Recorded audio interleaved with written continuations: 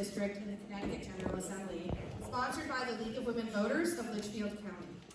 We are pleased to bring you this nonpartisan voter service for the 2022 election with the cooperation of the candidates. The 66th district contains the towns of Bethlehem, Litchfield, Morris, Warren, and Woodbury. I am Deb Poland, and this is Liz Wilcox of the League of Women Voters of Greater Hartford, and we've been asked to join you here tonight to serve as co-moderators of this debate.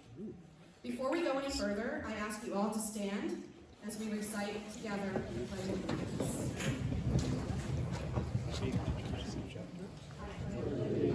To the flag of the United States of America and to the republic for which it stands, one nation, under God, indivisible, with liberty and justice for all. Thank you, and if you could all please remain standing. We're going to take just a moment to honor the memory of the officers who lost their lives earlier today in Bristol. Just take a moment, please. Thank you.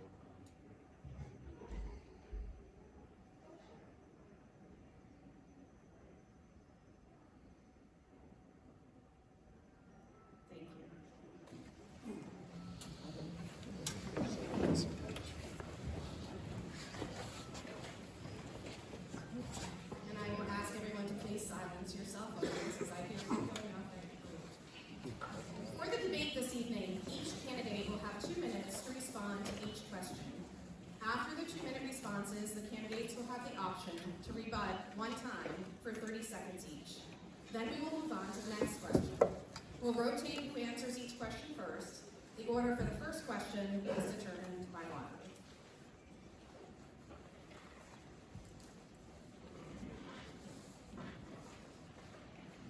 Questions for the candidates will come from you, our audience. Please write your questions down and hand them to the ushers, who will send them to our screeners. The screener's role is to eliminate duplicate questions and ensure that the questions asked are relevant to the work of the state legislature. Then the screeners will get the questions to Deb and me. Candidates have not been provided questions in advance. At the end of the debate, each candidate will provide a 2-minute closing statement. We ask that the audience hold its applause during the debate and remain quiet so that others can hear the candidates. And now, it is our pleasure to turn this over to the candidates who have committed their time and energy to this important aspect of the democratic process, running for elective office. Please welcome Democratic candidate Matthew Dyer and Republican candidate Karen Reddington-Hughes.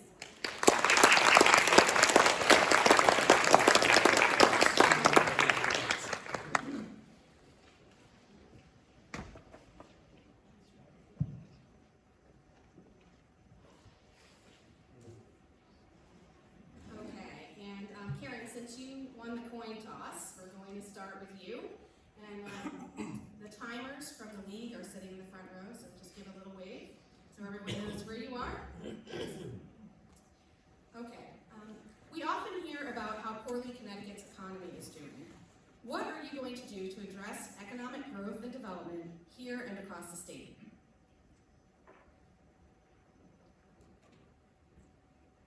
Economic growth and development depends highly upon bringing small business and medium-sized business into the state of Connecticut and making it more hospitable.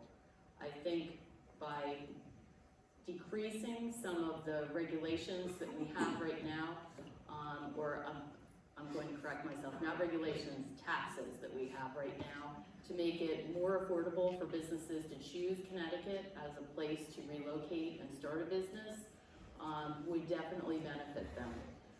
We have too many layers that businesses have to go through. It makes it very costly, and it makes it unaffordable for many startup businesses.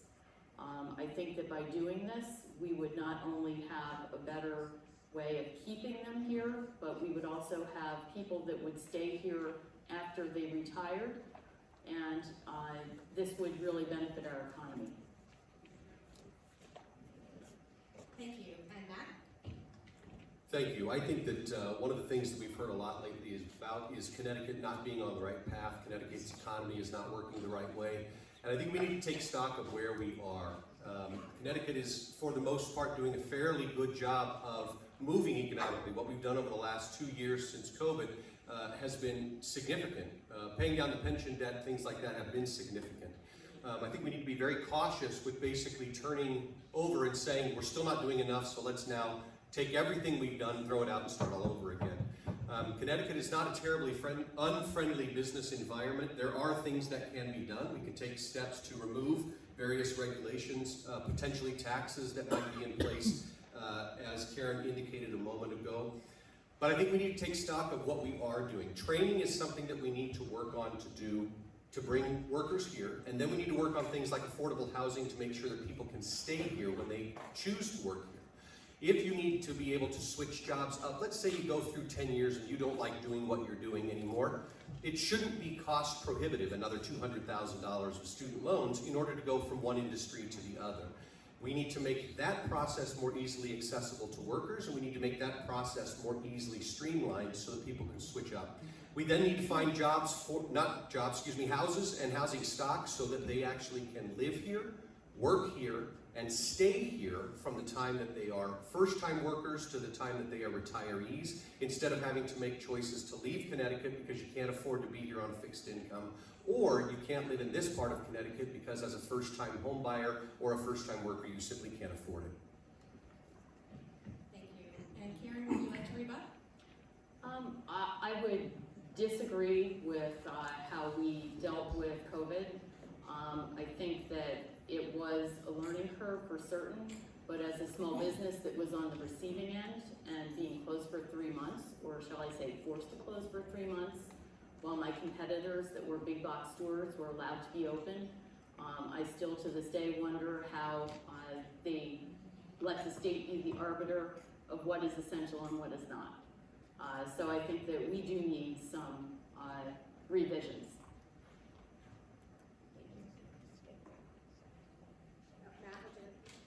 Just quickly, COVID was a essentially unprecedented moment. In fact, the last time we've had something similar was 1918 for the Spanish flu. So perhaps we didn't handle everything perfectly, and definitely we should take whatever lessons we can from it. But I know with PPP loans and things like that, an awful lot of businesses were floating federal money. There was $1.5 trillion that was created federally to allow those loans to happen.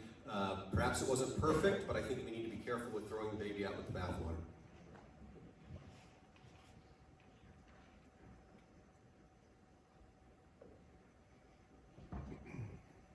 Okay, this next question from the audience is for Matt.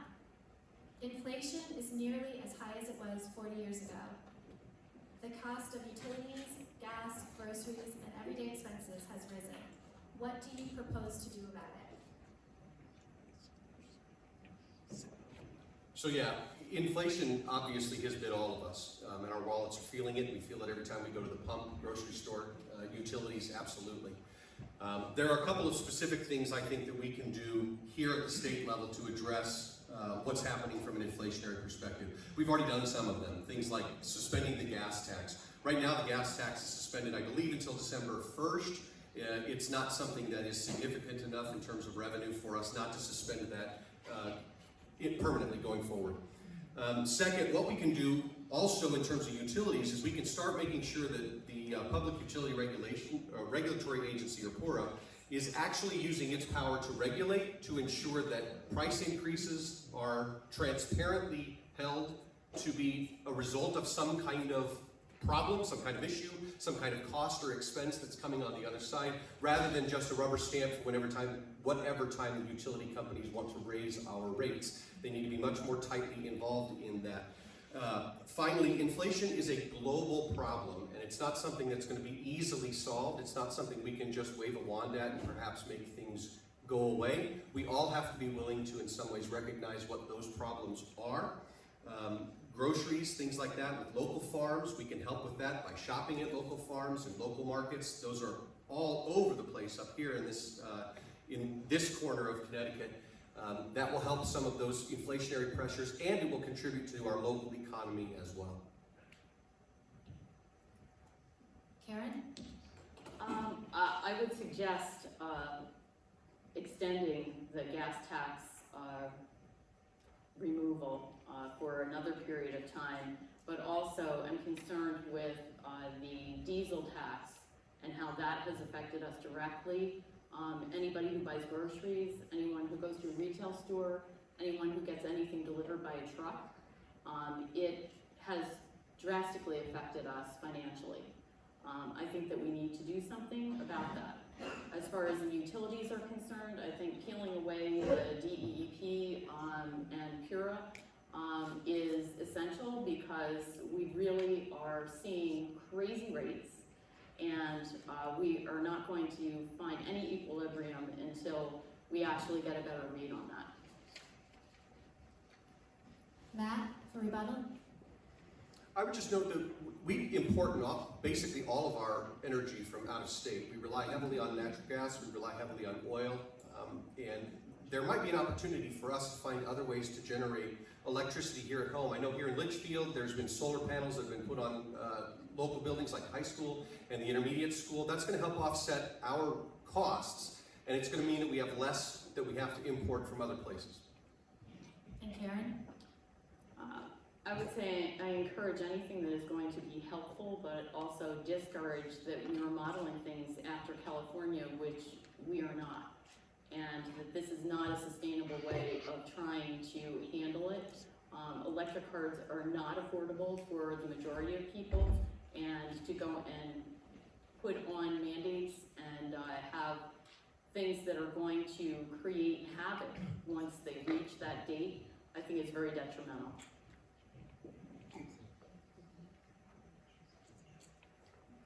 Okay, thank you. We're going to move on to the next question, and this one goes to Karen first. Mental health issues have skyrocketed during COVID and are a real issue for kids and teens in Connecticut.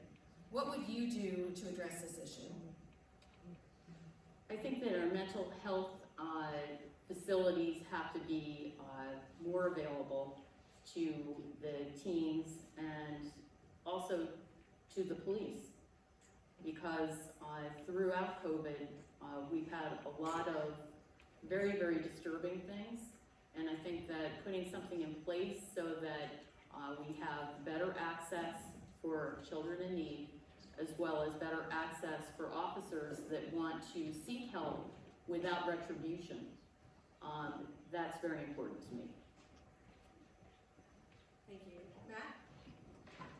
Yeah, thank you for this question. I think this is a vital topic for us, quite frankly, to really start getting into. In fact, the first point that I'm going to make on this is that I think one of the first things that we can do is exactly what we're doing now. We can start having a conversation about mental health where we acknowledge it, number one, we attempt to remove its stigma, number two, and number three, we then try to address whatever it is, whatever it looks like. There's a spectrum of mental health issues and illnesses that are out in the world, and each of them is going to require a different response. It's not going to be something where we can just say that depression and schizophrenia are exactly the same and we just need to do this one thing and it's going to solve our problem. But having the conversation now and bringing it out into the light is, number one, that's our key. We have to start that conversation. Number two, we need to collectively look for solutions across the spectrum for all of that. That's going to require conversations between us as legislators, it's going to require conversations between us as community members, and it's going to require conversations with experts and people who know in the field what these things are and what they need, frankly. Finally, and this is always the question whenever you talk about any of these issues, this is what happened in the 1980s when mental health hospitals got shut down. The final point is we need resources. We have to devote resources to making mental health treatment something that we are going to do specifically. It has to be a priority for us if we're going to make it a priority, and quite frankly, it should be. Without those resources, however those are distributed, we're basically just turning this mental health discussion into essentially a transitioning activity where we're shuttling people from one place to the next while we just don't address the problem. Resources are going to be necessary to find treatment, and resources are going to be necessary to find identification, and resources are going to be necessary to find healing. Thank you. Karen, any rebuttal? I think first and foremost, we really do need to make mental health access more affordable, because for many who are caught in a cycle of addiction, the only mental health access that they are ever afforded if they are in a lower economic bracket is through incarceration. Yeah, I wholeheartedly agree with that. Husky is available to some people who are lower income, but there are real issues with that. Huge limitations. Incarceration doesn't actually deal with mental health other than just kind of looking at it maybe on occasion, depending on whether somebody's sentenced, throwing some pills at it. But for the most part, it's a warehousing place. That's not the way to do it. It's extraordinarily more expensive than just treating it beforehand. I completely agree with that. Okay, thank you. Our next question goes to Matt. Since Roe v. Wade was overturned and the issue was sent back to the states, a Connecticut House member's opinion on this is very important. What is your opinion on a woman's right to reproductive freedom?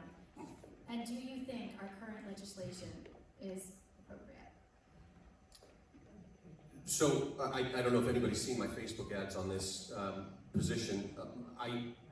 I'm a little bit stymied by this whole thing because, quite frankly, I trust women to make appropriate decisions, and I don't know why their freedom should be any different than anybody else's. So I trust women in this circumstance to make appropriate choices about their reproductive freedom, and I will defend that choice.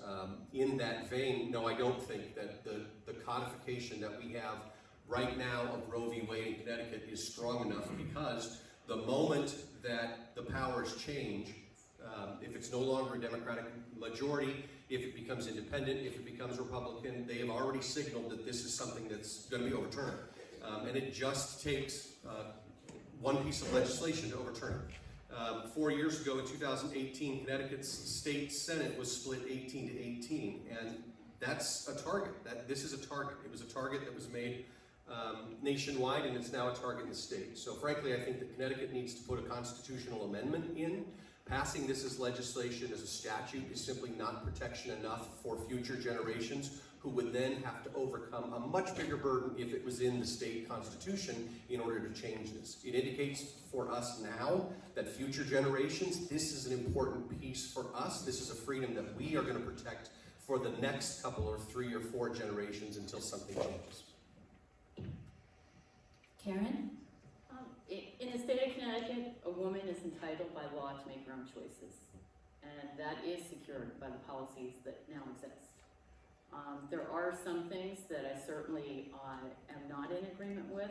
I definitely believe that there should be parental notification for minors, except in very special circumstances. The people that are paying for the insurance and that are going to be getting the bill for this should absolutely know what's going on. I don't believe in last trimester abortions, and in the last legislative session, there was a lowering of standards for the aspiration abortions, which I believe puts the general public at risk. Matt, for rebuttal?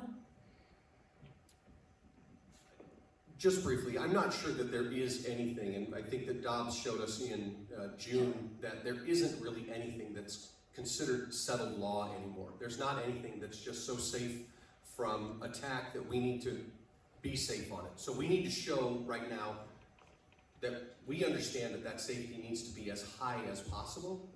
There is no such thing as settled law right now. Everything's up for grabs. And Karen? I think that the safety of residents should always be first and foremost. As a representative of the towns, I would never want to see anything bad happen to any individual. And I think that we, as a state, should protect them. Thank you. We're going to move on to another topic, and Karen, this question goes to you first. Do you believe more affordable housing is needed in this district for seniors and young people trying to get established? And what's your position on how to increase affordable housing in this area? I do believe that we need affordable housing, but I also believe that it should be determined by the local towns.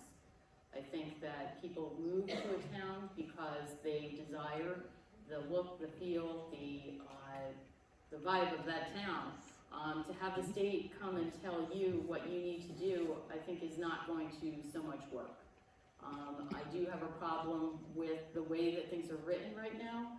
because there are places that would be considered affordable, but because they're not deed restricted, they are not counted in the inventory. I think that that gives a very skewed picture of what exists then. I'm certainly not saying that these 5 towns are anywhere near the 10% that they need to be, according to the state, in order to reach the criteria that they should. But I also am concerned with people that are seniors that are retiring, they're selling their homes, and many of them have during this, upcycle of the real estate with nowhere to go. The rentals are crazy, and there are no houses for them to go to. There are no small ranch houses that are in a neighborhood, maybe not a condo complex, because they still want to be in a house. I think that we definitely need housing for young people, and we need housing for people that are retiring. Thank you. Matt? Yeah, I agree. I think that people love living here. I love living here. I mean, I chose Northwest Connecticut for a reason. When I graduated law school, I came out here from Wyoming, and when I graduated law school, I literally could have moved anywhere I wanted. Could have gone back home. I could have moved overseas. I had virtually nothing except, my time in Connecticut connecting me here. So I think affordable housing is something we need to move towards here in order to make sure that people, kind of like me, who are trying to make Connecticut a home from other places, can afford to be here. That I don't have to necessarily just choose one of the metro areas like Hartford or Bridgeport or Stamford or Torrington to live. That I can say Litchfield is a place for me. That I can say Woodbury is a place for me, or Bethlehem is a place for me. I have a 25-year-old son out in Seattle. I would love, when he's done with the military, for him to come home and live here. Right now, on his salary and the amount of money that he'll have, there's no way. There's just no way. I think the average house here was somewhere in the neighborhood of $425 in Litchfield recently. There's no way a first-time teacher is going to be able to afford that. So how do we get that affordable housing? Well, I think there's a couple of ways. Number one, it's going to be a conversation between, again, state legislation as well as local leaders and the people. I could point to you for both, actually. So I think that it's a communication between at least those two levels, possibly even through the federal level as well.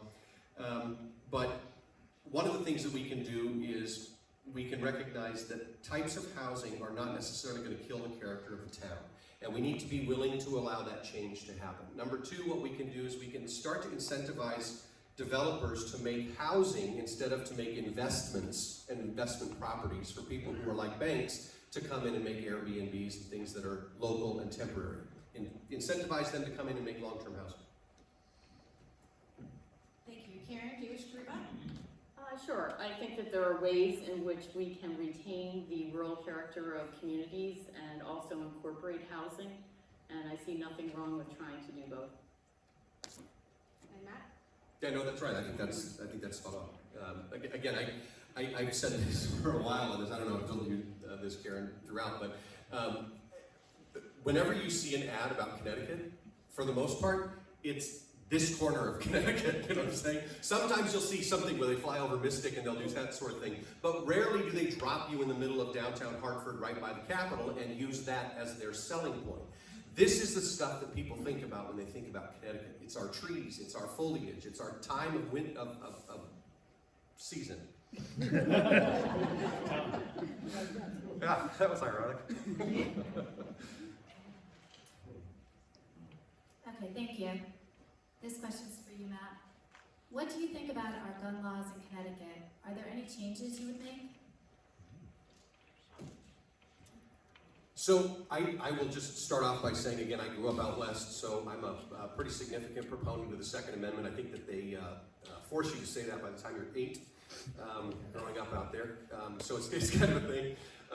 So I am a supporter of the Second Amendment. I will also note that Connecticut has some of the most stringent gun laws in the country. There's data that shows that more stringent gun laws tend to reduce things like suicides, which tend to be the biggest use of guns nationwide. In fact, in 2020, I think that 54% of gun deaths were all by suicide. There's about a 90% chance of killing yourself with a gun as opposed to other means.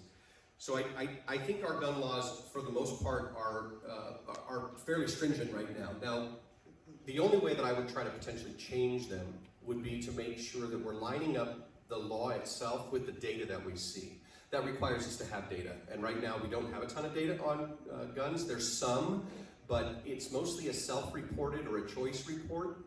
There's no forced reporting for gun usage or anything like that statewide. And I think that that data would help us find out how and where guns are being used and whether there's something different. The definition of assault weapon gets talked about all the time.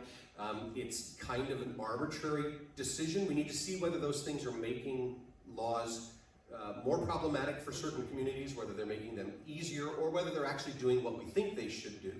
For me, I'm always a proponent of, if you have a law, it should be doing something. It should be addressing a problem, and if that law is not addressing that problem, that law should probably go away. Karen? I would enforce the existing laws rather than adding more to that. Before we ever had the volumes of laws that we have right now for gun ownership, we were one of the safest states. So the implementation of all of these laws was not what made us the safest gun law state. I believe that there are some other things that could be done with the criminal and police system in recording some of the gun crimes that are sometimes automatically erased after a certain point in time, depending on the age of the offenders. I think that that is something that puts us at risk, and something that we should look into correcting. Matt, would you like to rebut? Yeah, I'm not sure it's quite a rebuttal, more an extension, but I will just say that against the gun law question always is the question of public safety. Something like Sandy Hook should not happen, and the horror of that is not something that should be visited upon our communities. So the question is, if we can find ways to prevent that type of event from happening, can we and should we? My answer is we probably should. And Karen? Absolutely in agreement. I would never want to see another Sandy Hook happen, and I certainly, want to implement what we already have and make sure that we provide the safety for our communities. Okay, thank you. Thank you. We're going to move on to a new topic. Karen, this one goes to you first. Communities across Connecticut and the country have been grappling with the role of parental rights in schools, particularly in regards to teaching about the history of racism, what some call critical race theory, or CRT, as well as social emotional learning and other topics. What is the role of the state in addressing these issues? I believe that if there is absolute proof that something is being taught that should not be within the school system, that it is incumbent upon that region to correct that. That we certainly are teaching things that are other than math, history, and science. And I have nothing against teaching, the true history, but I don't believe that parents should be subjected to something that they are not given full disclosure of within the curriculum. Thank you. Matt? Well, I certainly think it's a complicated question in terms of, particularly when you start getting into middle school, high school, and some of the more complicated questions like, sex education or social education, when we're trying to focus on which history do we teach, that sort of thing. I will admit readily that as a parent, I am not necessarily adept at knowing what education is and what education should be. And so I rely very heavily on my children's teachers to tell me what was educationally appropriate, what was, the stuff that they were doing that year, and I sort of trusted them to be cognizant of all the issues that would be affecting my child in that year. I don't know necessarily what's going to make a 7th grader work compared to what's going to make a senior high school work. I don't have that background, but I did trust my kids' teachers to tell me those things. And I think, again, we can trust our teachers that they are weighing these things. They've been trained for it, they've gone through school for it, and they're thinking about these things. They're not just unilaterally trying to shove stuff in our kids to kind of make some witch's brew of nastiness to harm our children. That's not the way this is. Now, parents should have a say in this. Parents should have a say. But it shouldn't be a question between whether parents are it or teachers are it. We should be much more, again, balanced in that and talk to each other. As far as the state is concerned, the state does have, I think, an interest in ensuring that we have good citizens who can show up like tonight and talk about democracy. One of the things that we've seen throughout the last few years is that we have a relatively, I would say, tepid understanding of what's going on from all of our governmental agencies. And that can be something that we use to talk. The state can help with those types of things by making those topics compulsory. Thank you. Any rebuttal here? I would just advocate for transparency within the educational system so that if there's nothing to hide, then there's nothing to hide. There never should be. Thank you. Matt? Oh yeah, I'm in full agreement with that. I was the parent that was constantly demanding transparency. Yeah, they didn't like me because I was doing that. I absolutely agree that the explanation needs to come to me until I feel satisfied. But I have to be receptive to that as a parent. I can't just come into a teacher and say, tell me why you're doing this, and then be really mad and kind of abusive at school board meetings. Educate me, but I need to be willing to be educated. Thank you. Okay, moving on to a new topic. This question is for Matt. The state is facing increasing critical infrastructure needs and how to finance them. Do you favor statewide tolls to fund such improvements?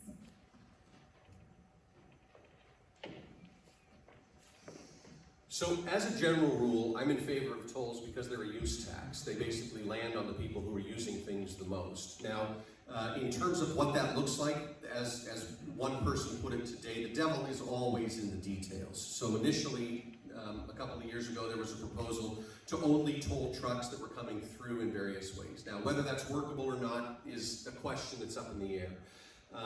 But road maintenance is a huge expense. In fact, it's an expense we get from the federal government. I think that nationwide, it's like $265 billion a year to maintain the roads. And if it's not maintained, obviously, our cars suffer from it, things like that. If we can find ways to incentivize other modes of transportation, I think that we should look at potentially doing that. But to just rely on the income streams that we have right now may not be enough. Now, again, I'm not saying that I'm necessarily jumping into bed immediately with tolls. I'm just saying it's an option. I think Connecticut's the only state on the eastern seaboard from Maine all the way to Florida that doesn't have tolls at all. When I go to New York City, I drop about $15 on tolls because I have to go over the bridge. And when I go to Massachusetts, it's usually about the same. So they don't seem in those states to necessarily have problems maintaining their communities, their sense of self, and their ability to pay for things.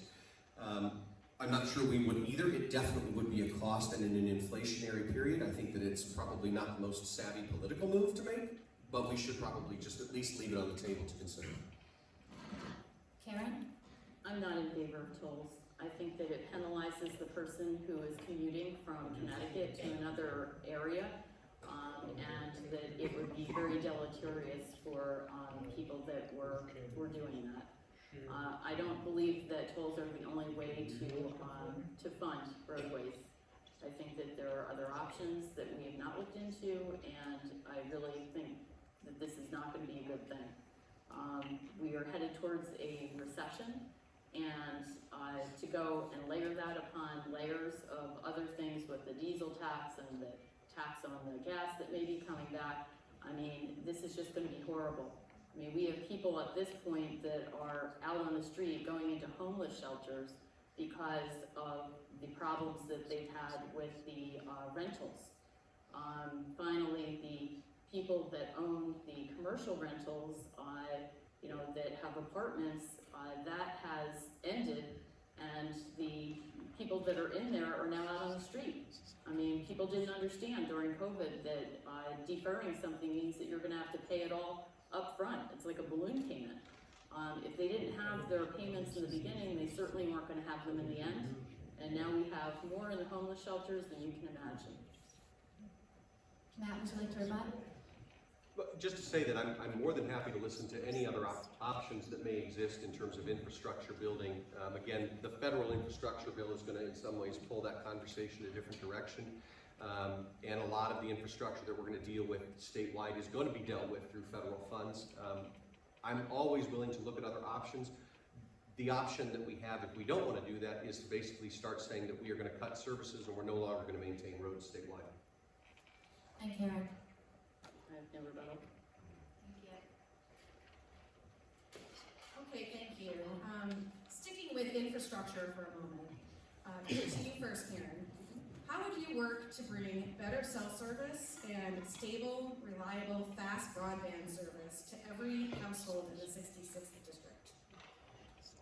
I think town by town. The local control of these things is really a good thing because not every town is the same as the other.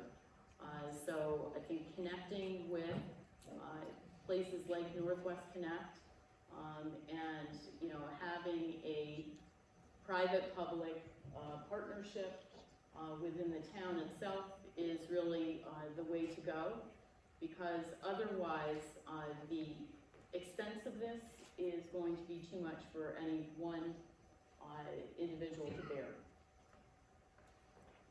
Thank you. Matt? Yeah, I think Northwest Connect is an interesting case in point with this, and I like what they're doing. That is a public-private partnership. We have to be somewhat cognizant of the fact that broadband and what's happening with cell services technologically transforming very rapidly. So that as the technology changes, we have to basically revamp things. We aren't going to necessarily be able to put broadband in now that's going to be the same broadband in 5 years. And if the towns take too much control over it, we're going to have to basically revamp the entire thing in 5 years. That's going to be very cost prohibitive. But what I do think that we can do that's slightly different than what Northwest Connect is offering is that we can start to consider whether broadband is a significant enough utility that it's something the state should probably start regulating as well.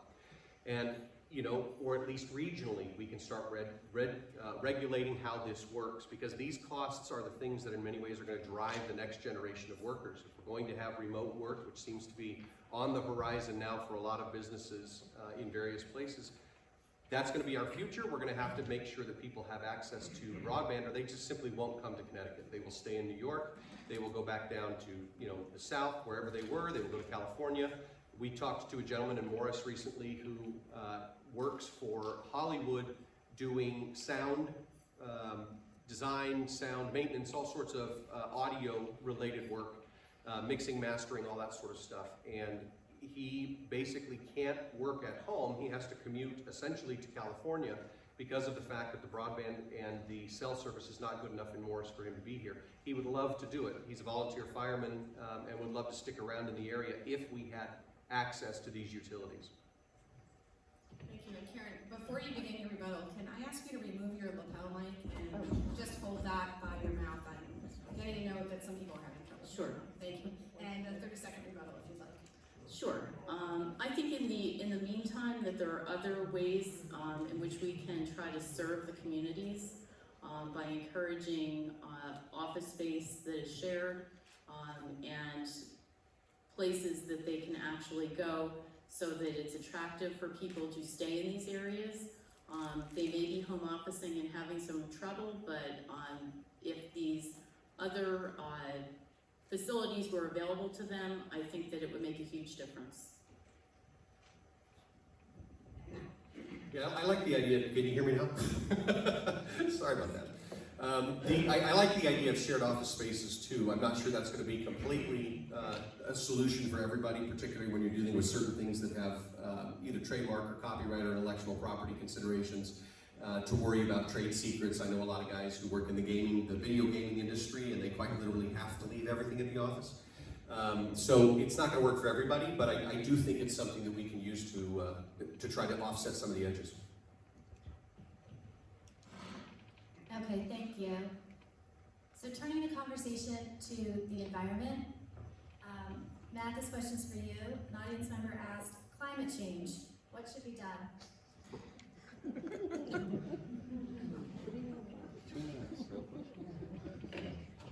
Very specific. No, it's a great question. I don't mean to make fun, actually. I think it's a very good question to ask, and quite frankly, I think there's a whole host of things that can be done.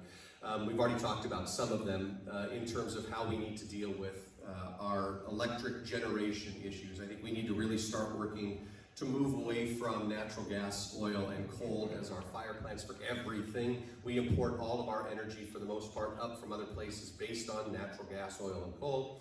And that's just not a sustainable mode. So we need to find ways to make that change happen. Again, I think the municipalities around here are starting to do some really good work with things like solar panels that are offsetting costs in the town buildings. They're meaning that we can generate a certain amount of electricity locally without having to worry about importing it, and we actually are returning things to the grid so that other people can use those things. I think that trying to find ways to potentially address our transportation issues, it's somewhat shocking to me, having spent a little bit of time on my vacations in Europe, that we don't have any kind of train, anything, or anything else other than cars to get around here. I spent a couple of weeks in Normandy a few years back and literally took trains from everywhere we went. Once we were outside of Paris, we were on trains the entire time and able to get to pretty much everywhere we needed to go. Yeah, I felt that one. So my battery's dying, so I'll just speak up a little bit. I think we need to work on potentially looking at that and finding ways that we can invest in options that are going to reduce a lot of the automotive traffic. And we need to find ways to potentially make what we are using a lot more efficient.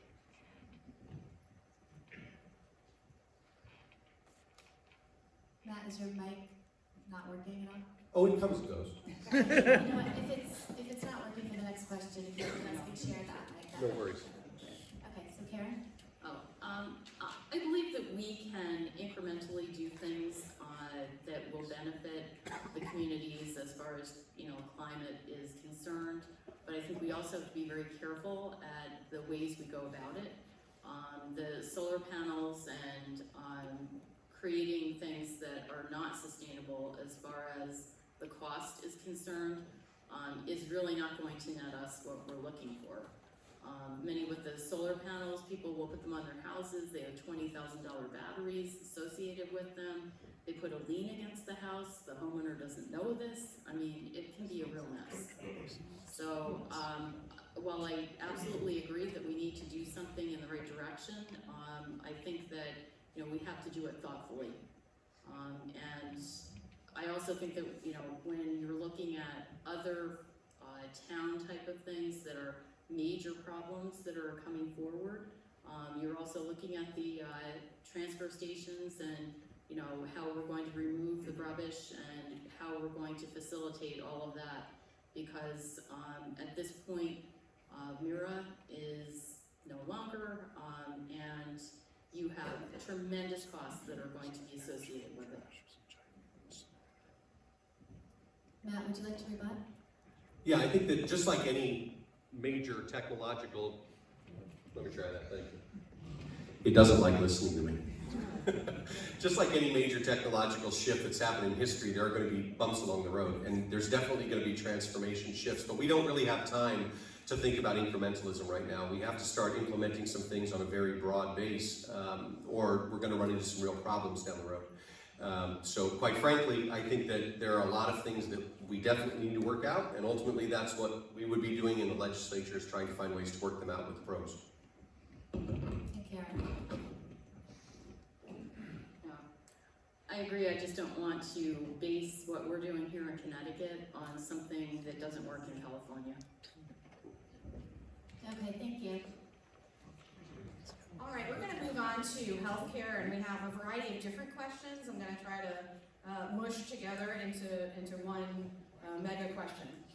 How will you help reduce the cost of healthcare in our state? Do you have any thoughts around single-payer healthcare in Connecticut? Some people call that Medicare for all, although there are other models for that. And finally, do you support self-employed workers joining the state of Connecticut healthcare plan, the state partnership plan that many municipalities have their workers join? So any or all of those, if you can address. Thank you. I certainly think that we need to look into other options, and if joining a plan such as you had outlined is one that would benefit small businesses, it certainly would be something that needed to be examined. I know that it had been in past administrations. I think that the cost of healthcare has something that has, risen dramatically, but I also know that they've tried to, really remedy some things with reeling in the cost of a lot of the drugs, and I know that they've worked very hard on that. Thank you. Matt? Yes, thank you. I clearly healthcare is a major problem, and obviously we're working on it at the federal level as well as municipal levels and now at the state level as well. We all need to be kind of rolled up in the same thing. So at the state level, exactly what can we do? I think there are a couple of things that we can do. Number one, reducing costs, I think, will come down to being able to leverage the state population that's fairly big to put downward pressure on prices in certain ways. That may require us to allow self-employed people to buy into the state agency to give bigger pools. It may be something that requires us to start looking at just how much profit motive is in for insurance companies, things like that. Frankly, insurance companies, I think, should never be in the position of making medical determinations, and I think that we need to find ways to return the decision-making power for medical costs and medical cares to doctors and to their patients, and the insurance company should simply be there as a wallet. Those things we can do, I think, fairly quickly. As far as single payer or other types of options, quite frankly, we have enough information to show that it works in a lot of other countries. Now, we are different than a lot of other countries, so clearly there will be things that we potentially have to change about us to implement that type of a policy, but that allows for an enormous amount of control from one group over prices. And right now, with little pockets of pricings happen, people are trying desperately to hit the mark, and they're only getting 30, 20, 15% of payment on things. It just means our costs are out of control. We pay more in the United States of America per person than any place else, and we're having worse results. This is the third year in a row the United States has a lower life expectancy than it had the year before, and that's the only developed nation in the world that's had that problem. Karen, any rebuttal? I think we have to be careful and very selective in the way that we go about this because, again, the system that we have certainly is not perfect, but I think that if we go too far in another direction, that we will wind up like some other countries where basically they're coming here.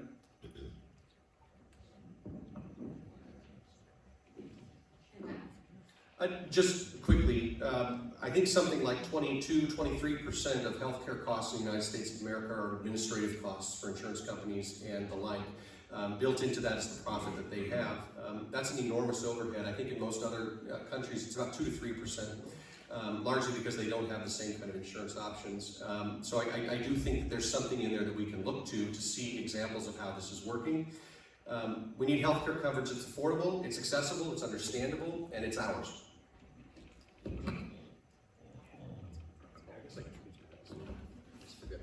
Yeah, Matt, this question is for you. We're going to stay with health for a minute.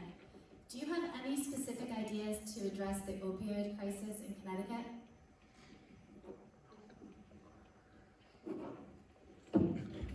So I should float this to Mr. Wilson. We had this earlier today, I think. There was a discussion on one of the other meetings today about the opioid crisis, and some great information came out. Mr. Piscopo had some ideas and threw those out as well. I think it's a conversation that's absolutely worth having. Yes, I think there are all sorts of ways that we can potentially address it and already are, but we have to be willing to address it as a public health crisis. Rather than addressing it as an addiction crisis or as a crime crisis, we need to address it as a public health crisis and start trying to find ways to get treatment. Treatment options, once we find out if somebody's in the midst of a crisis, is far, far less expensive than crime options or punishment options. And second, if we can extend what we're already doing in terms of treatment once somebody's already in crisis to find ways to intervene before they're in crisis, find out what some of the flags are. Again, this goes back to sort of what we talked about with mental health. We need to have resources that allow us to start diagnosing things earlier, that allow us to start to see things earlier, and to allow us to understand that people take drugs because they're in pain, not because they're trying to be flagrant or flippant, and to recognize that from the beginning. We need to see those signs a long, long, long way coming. From there, it's a long process. Addiction is not an easy thing to deal with. It's a very difficult process to deal with. We potentially can start running up the flag a little bit further rather than dealing with basically street level users, and trying to find ways to restrict fentanyl more significantly, find out how we can detect fentanyl with detection strips, things like that, and see if we can find ways to get that under control. Thank you. Karen?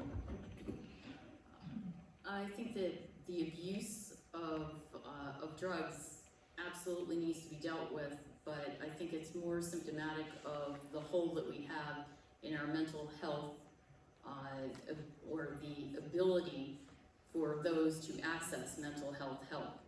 I think that that is the key to it, is to make that more accessible and affordable for those in need, and it will not get to the point that it has at this. I think that you have a lot of problems within the system itself, where you have families that absolutely want help for their children. They know that they have problems, but they absolutely do not have the money to seek it. That needs to change.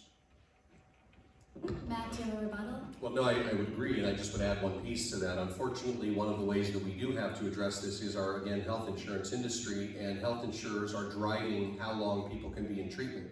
So initially, health insurance was covering about 28 days. That's where the 28 days comes from, is from insurance companies. And it's now been shut down with most places that I've seen to about 14 days. Some places are only covering for about 10. So yeah, cost is absolutely key. And Karen? Okay, thank you. All right, next, this question goes to Aaron first. Connecticut has legalized marijuana and is in the process of approving licenses to sell marijuana in retail stores. Do you agree with this decision? If elected, would you recommend any changes to the marijuana laws? I think the way that things are written, as it is right now, allows for local control of that. So the communities that people reside in are the ones that make those decisions. I certainly am not an advocate of overreach, and I think that having those communities make those serious decisions, to me, is the way to go. Yeah, I like the legalization of marijuana. I think it was a smart decision to make. I think that it's costly to do it otherwise. I also think that not all drugs are created the same. Marijuana and fentanyl are miles apart from each other. Marijuana and PCP are miles apart from each other in terms of how they react, in terms of how people behave, and in terms of their potential danger to the public.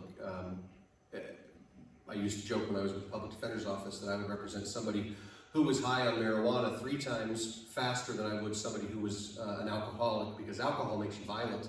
Marijuana typically doesn't. People who are alcoholics tended to come in for violence issues, whereas people who were smoking marijuana regularly did not. They were often in an awful lot of pain, and sometimes mental health pain, where they were trying to self-medicate. So I think that possession of marijuana should be legal. The sales should be regulated appropriately by the state, and that's happening. I agree with the idea that we need to go into communities that have been in some ways harmed and marginalized because of marijuana punishment for the last 40, 50 years, and allow them kind of first dibs. I think that's wise, and it helps us alleviate a bit of stress that we've created potentially over the last 50 years. So I would watch the rollout and see how it goes. I agree that the local control idea in terms of whether we allow dispensaries in local areas should probably be best left up to the cities or the municipalities themselves. You know, and if they don't want that economic engine, they don't need it. If they want to move someplace else, then at least they have that decision to make on their own. Karen, any rebuttal? I will just say that, interestingly enough, my sister-in-law that lives in Colorado Springs, they certainly, have lots of legalized marijuana in Colorado, but Colorado Springs, not there.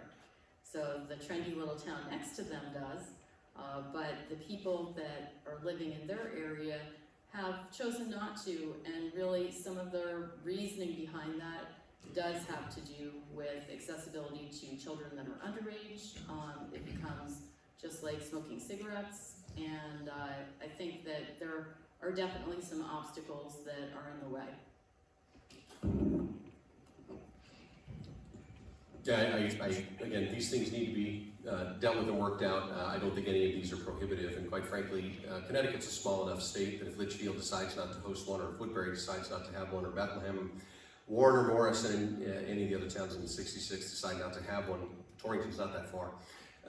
Neither is Southbury, or neither is Waterbury, or any of the other towns that are around here, so I don't think that's a big problem to deal with.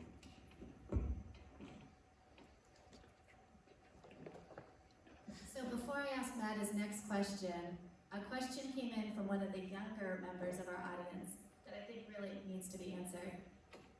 Are there any cookies tonight? No? Sorry. Wow. Wow. Talk about a Democrat failing. Holy cow. Sorry about that. Whoever asked that, my We bad. have some cookies here. I agree. Okay, so moving on. Now, our local rivers, lakes, and streams are beset with runoff pollution, invasive weeds, and algae, including algae containing harmful bacteria. What would you do to address these problems? Yeah, so this is, I think, a very timely question considering what we have going on with Bantam Lake and the sewage runoff from up in Woodridge Lake in Goshen. Quite frankly, I think the answer is it's primarily going to sit with the towns because they're the ones that are the most directly affected, and in many ways they're the ones that are financially on the hook for a lot of this. There are ways that I think that we can get the state involved with this, but again, the more we get the state involved, the more it's going to be a broad-based, at least regional issue. It's not going to be something that's just dealt with at the local level, and that is going to interfere with potentially local control. So, frankly, I think that we need to make sure that we are holding people upstream accountable for any of the runoff, and we need to make sure that we know where that's going and where it's coming from. Connecticut's not a big enough state for us not to know where our waterways are going. But I think it's going to require a partnership between, again, local and state officials to try to find the best solution.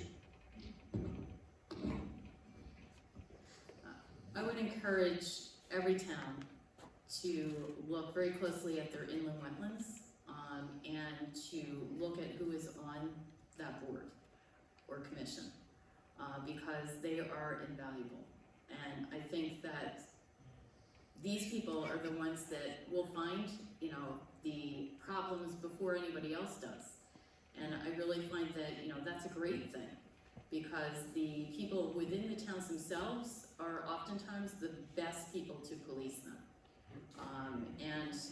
This is not a fait accompli. There can be things that, remediation can be done, but there has to be follow-up. And I think that it should be the responsibility of the town and those that are involved.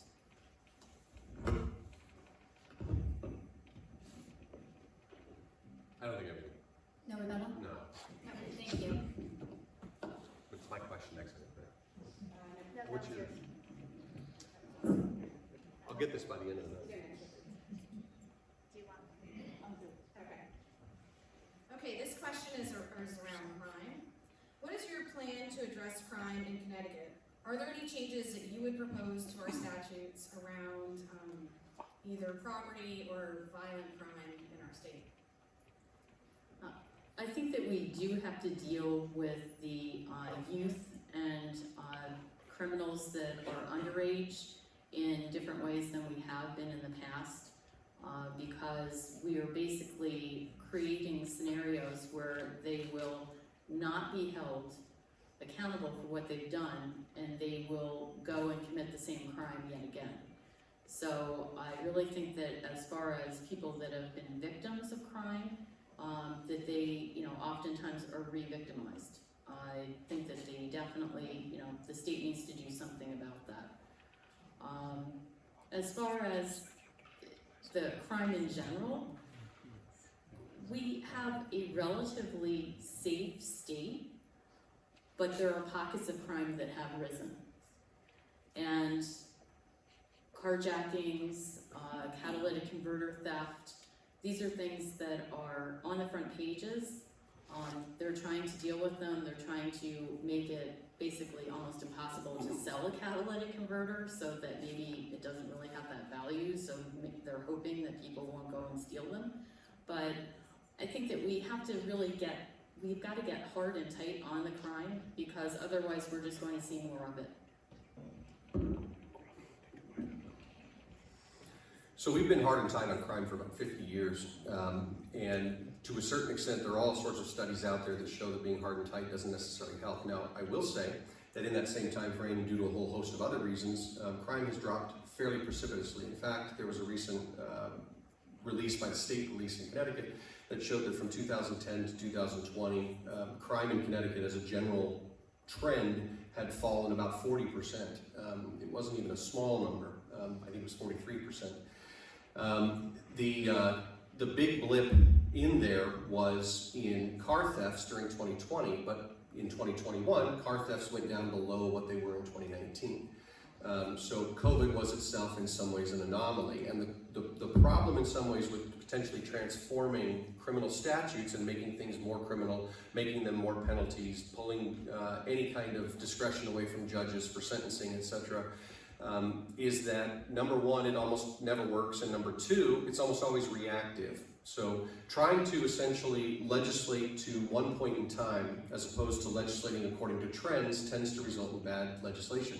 As a practitioner in law, it's been extraordinarily frustrating for me to try to apply statutes that were abundantly clearly written because of one specific issue that now have to be applied generally. And they don't work, they don't apply generally well, because it's very hard to apply a specific to a general. So quite frankly, I think that we need to take actions in the legislature that are going to fix problems, which means we need to first find out what the problem is, rather than simply fixing the appearance of a moment. Karen, any rebuttal? I would just say that we need to actually make the penalties of crimes commensurate with the crime itself, so that there are actual consequences for doing something. In the late 1970s, the average sentence for a homicide in the United States was 8 1/3 years. The average sentence for a homicide right now is north of 20 years. We're holding people accountable when these things happen, and we're holding them accountable harshly. So we have the highest prison population in the entire world. Not just the highest rate, the literal highest population. More people than anybody in the world.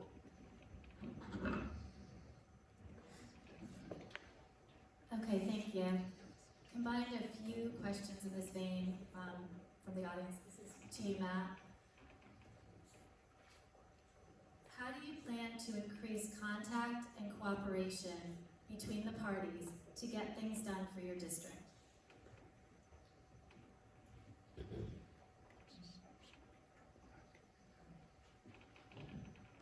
Well, I think what we're doing tonight is a fine first step. I love the fact that we're talking here. I love the fact that we're addressing this together. And I love the fact that the auditorium is relatively packed, honestly. You know, obviously we can do more, but there are a lot of people here, and we're all willing. I know there are people from both parties. I think that's a big first step. I think the fact that no matter who gets elected in this election, if I get elected, Karen's a constituent. If Karen gets elected, I'm a constituent, and we've already started that relationship. You know, I know that Karen is working the relationships with other people by going door to door. I'm doing the same. I think that we're already trying to do that by having these conversations. The trick is conversation. I'm seeing signs going around town right now that say, "Hate USA, ? Vote Democrat." That's completely unhelpful. It's not just because I'm a Democrat that I say that. If I saw something that said, "Hate, the USA, vote Republican," I would say the same thing. That's not helpful. We cannot look at each other as the enemy. We have to talk across aisles. So what do? That's what I do every day. I deal with people who are opposing councils. I deal with judges who are angry. I deal with lawyers who are angry at me constantly. And even in the midst of the most significant problems that we have to find a solution. So if we can focus on finding the solutions to the problems that we can define, I think we'll be able to do that. That's what I do every day in my job. That's what I do every day when I'm working with people. That's what I bring to the table. It's what I'm offering to the voters, is the idea that I'm in this to solve the problems, not simply to follow along with what people tell me to do. Karen? Well, as a selectman, and this is my second term, I've been doing that for almost 3 years now. I am somebody whose door is always open, and I certainly am party blind. I'm representing everyone, not just a certain party, and I would certainly intend to do the same going forward. Do you have a rebuttal, Matt? Not really rebuttal, just to say that I really enjoyed meeting people on both sides of the aisle throughout the whole thing. So I'm not exactly sure where the angst is, all things considered. You know, all the people in here that I met from both parties have been very open to me. So I think we can do it. Karen, do you have any last words on this?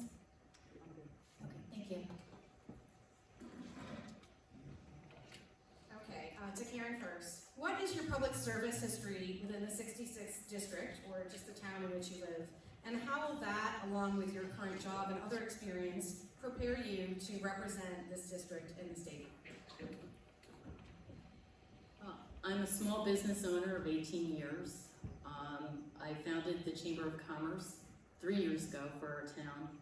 I chaired the economic development for the town, and I have been a representative for tourism for the state of Connecticut for probably the past 10 years. I absolutely have wandered around this entire district for a very long time. I've lived in Woodbury for 30 years. So I look forward to seeing those same faces and assisting the same people and meeting new people. I really consider myself a person who is able to put together the person with the person that will help them, and that really makes me happy to see that come to fruition and to solve the problem. So as a law student, I started with a group. In fact, a friend of mine actually started the group, and we had about 5 of us. It was called the Unemployment Action Center. I'm not sure it's still going. But we basically represented people in law school, indigent people who were basically fired or laid off that needed assistance in the unemployment world in whatever measure. We didn't represent employers at the time because they usually didn't need us. They had people they could hire. I was a member of the United Way of Central Connecticut. I was the chairman of the Spirit Broadway Theater in Norwich for a while. I'm currently the chair of the Litchfield Democrats, and I am also on the Litchfield Prevention Council. Those are the public service things that I'm currently doing. I think there's a real argument that we both could make that being a parent is a public service as well, so I'll rest on that too. As far as how that will help me in the job going forward, it's given me a variety of contacts with a variety of people to understand that there are varied histories and varied stories in the world, and any legislation that tries to take a one-size-fit-all process simply isn't going to work. That's not what our communities are like. We're very similar, don't get me wrong, and there are ways to find things that are similar to us, but we can't just do a one-size-fit-all. And we have to recognize that there are a whole host of different stories and try to measure up to all of them.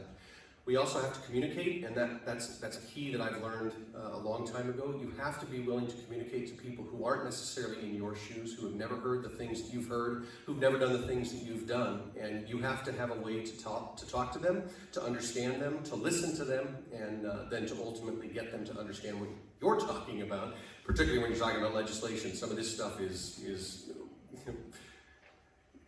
esoteric, we'll say.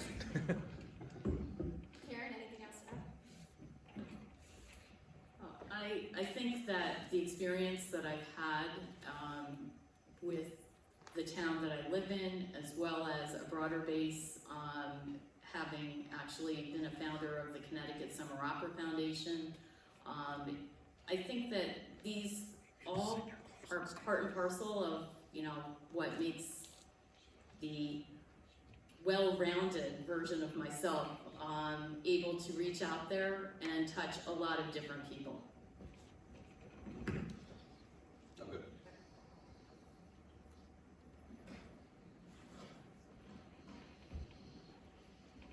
Okay, Matt, if elected, how would you encourage your constituents to learn about and participate in the legislative process?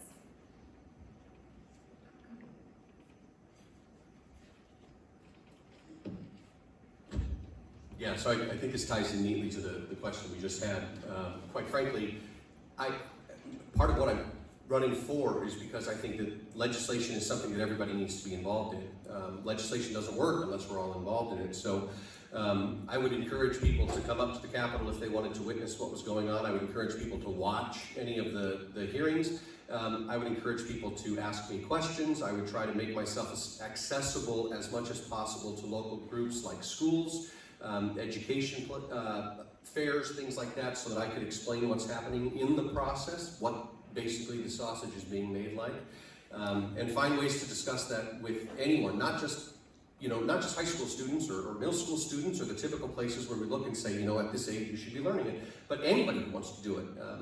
I have a friend of mine who is a waiter, and Rafa just told me that we first met him on New Year's Eve last year, and we saw him again, I think, a month ago. And Rafa was so excited. He lives in New Milford, but he wants to move to Woodbury and be a realtor. And he was so excited because he finally got his citizenship done. And he did it all on his own. And he was so convinced that he would never be able to do it. So he wanted to talk politics. And he wanted to talk exactly what the process is like based on what he had learned through his citizenship classes. More than happy to have that conversation with him and to find out even the things that potentially I wasn't quite aware of in terms of how they're instructing, that sort of thing. I think those types of conversations can happen at any level. To anybody who's moving into a new state to find out how that state differs from their last one, more than willing to have those conversations. Karen? I certainly would encourage people not just to come up to the Capitol, but to be part of the process, to testify at the hearings, to be able to know the issues and be well schooled in it, and to be able to make a difference. I think that this is a gift. We live in a wonderful country, and so many people take it for granted. They never engage in the process, and they're really missing out. So as a legislator, I would want them to look at what I was doing and say, hey, I want some of that for myself. Anything else, Matt? No. Karen? Great, so we've come to our final question of the debate. And Karen, you first and then Matt. What would be your top 2 or 3 priorities if you are elected to represent the 66th district in the State House? I would say my top priorities would be affordability, so that we can have people not just come here, but we can retain them and we can have them retire and enjoy our lovely state. Safety, so that they feel safe in their homes and their neighborhoods. And I also think that we have to have an accountable government. So I think having checks and balances so that we are able to have the transparency that as citizens we all deserve. For me, the top 3 issues that I would want to focus on immediately would be housing, healthcare, and broadband. Those are the things I've been stumping on for the entire election cycle, and those are my priorities. Costs are huge, and we need to address those. So those 3 things, quite frankly, I was talking to a constituent a year or so ago, and he was telling me that at the time he would pay about $30,000 per year in healthcare premiums and deductibles before he would see an ounce of a benefit. That's a new car every year that you may as well light that money on fire, because that's what he was doing. If we were able to put that money back in people's pockets, that would be in some ways one of the biggest givebacks ever in history. That's a huge amount of money that people are spending on healthcare costs. Right now, I think we're somewhere in the neighborhood of $9,000 to $10,000 per person. It's just astronomical how much money is being spent on that. And we need to get that under control and have better outcomes. So tied into that is mental health, obviously. And the affordable housing, I think that we've hit on that as well. Those issues need to be addressed now. Connecticut's a great place to be, and we can make it even better.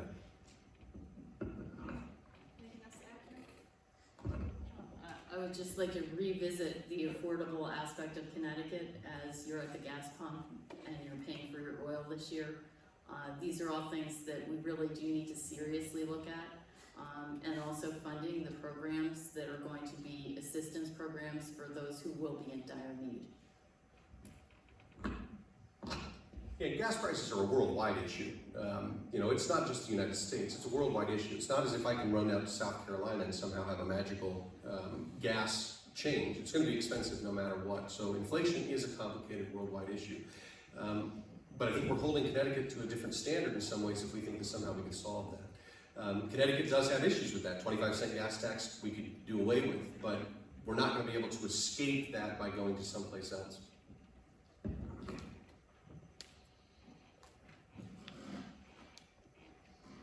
Okay, thank you. And now we will go to closing statements. Karen will go first for closing statement.